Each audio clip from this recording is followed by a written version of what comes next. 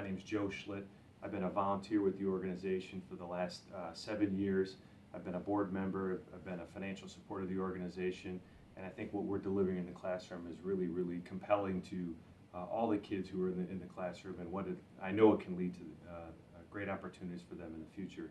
So what I'm going to share with you today is two best practices that I found over the years has really helped me kind of hammer home and bring home the concepts and ideas and lay the foundation for the whole program. And so what I do is when I come into the classroom and after the introductions and the little meet and greet with all the students and the teachers, is I try to lay the foundation around a concept that I call the financial freedom formula. And the financial freedom formula is really a concept that I learned a number of years ago that I found to be true. I happen to work with some very affluent individuals, and whether you make a lot of money or a little bit of money, I know that this concept has some applicability. And then all the other concepts that we talk about in the 6 sections that we deliver through Make a Difference really have a chance to build off of that. So I'll talk to you a little bit about how I try to use that as a foundation, and then ultimately to build off of that. So when I get the students together, I kind of gather them all up and say, so how many of you have ever been taught the financial freedom formula? And in most cases, I get what I expect, and that's that nobody answers the questions that they don't. And I said, well, here's been my experience as to people who are able to achieve financial freedom, how they do it, and it's a formula. Now, don't get overwhelmed by its simplicity, but I think you'll find it to be true. So I just simply go up to either a whiteboard or oftentimes the chalkboard, and I'll just simply write the financial freedom formula. I'll say this is the formula for financial freedom. And it's really as simple as this. It's people who have more of this income versus what their expenses are financially free. It has very little to do with how much money you make.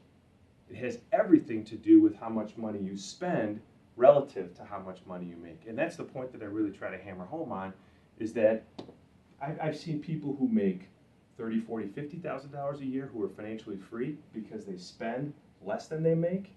And I know people who make hundreds of thousands of dollars a year who aren't financially free because they're spending 10, 15, hundreds of thousands of dollars more than they make. And as a consequence, they get very disappointed, very frustrated, and we try to build on those building blocks as we talk through this material.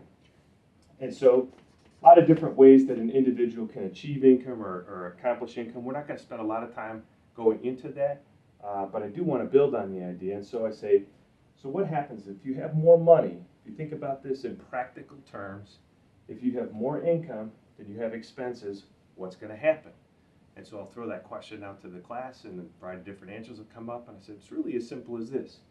If you have more income than you have expenses, you're going to have money left over, right?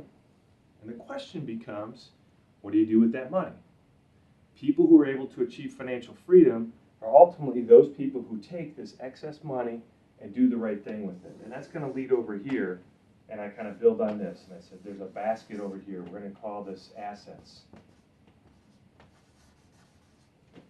Where you have assets that ultimately you're going to be able to purchase, and that might be a savings account, it might be a certificate of deposit, it might be a stock or a bond, it could be any number of different things.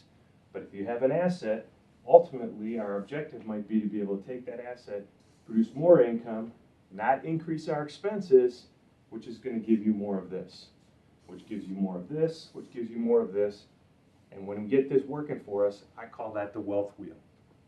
The wealth wheel is people who have money flowing through their financial statements in that sort of a way.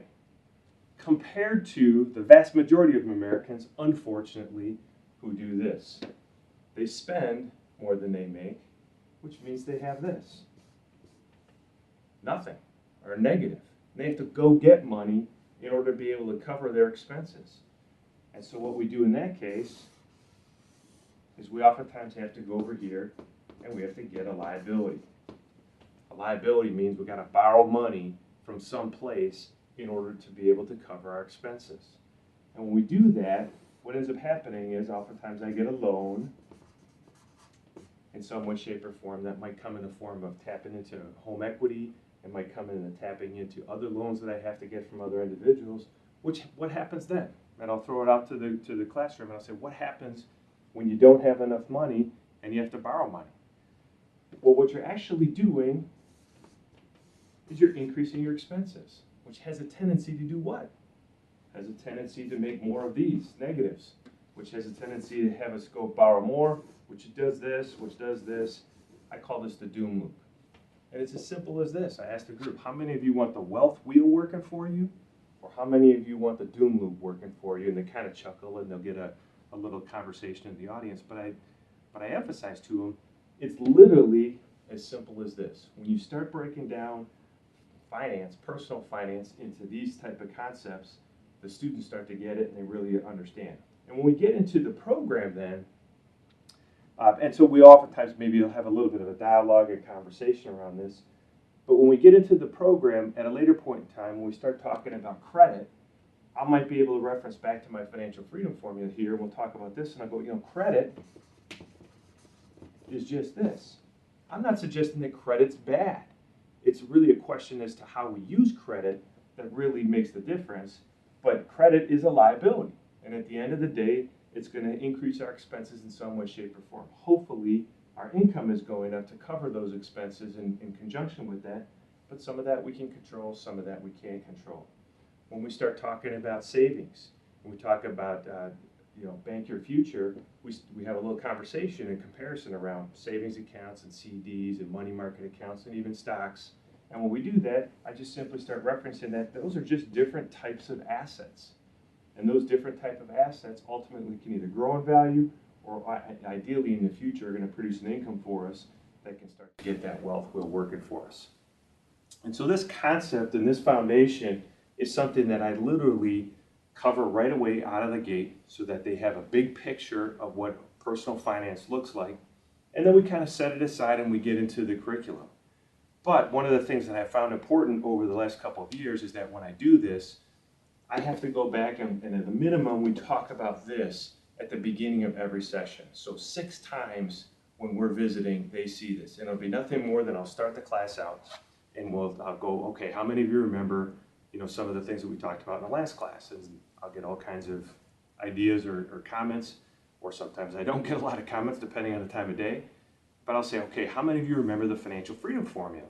And a couple of kids will raise their hands and I'll call on them and they'll articulate what it is. And while they're articulating it, I'm writing it on the board. Because my hope is that they're going to see this 6 times so that by the end, this concept of spend less money than you make is really hammered home. That's really the goal that I'm trying to get to is building off of this and even less about this. But if you spend less than you make, you open the doors for the ability to have financial freedom come into your world. And so that's the basic idea and the basic foundation, and it gives me a lot of different jumping off points. If we start talking about careers and we get into that, sometimes there'll be some side conversations.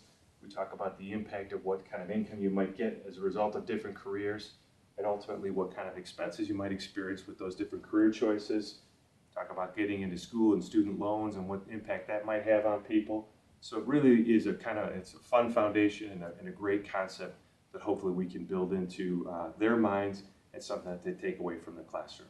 So that's one of the most important concepts and really the foundation that I use, and it's worked really well over the last couple of years.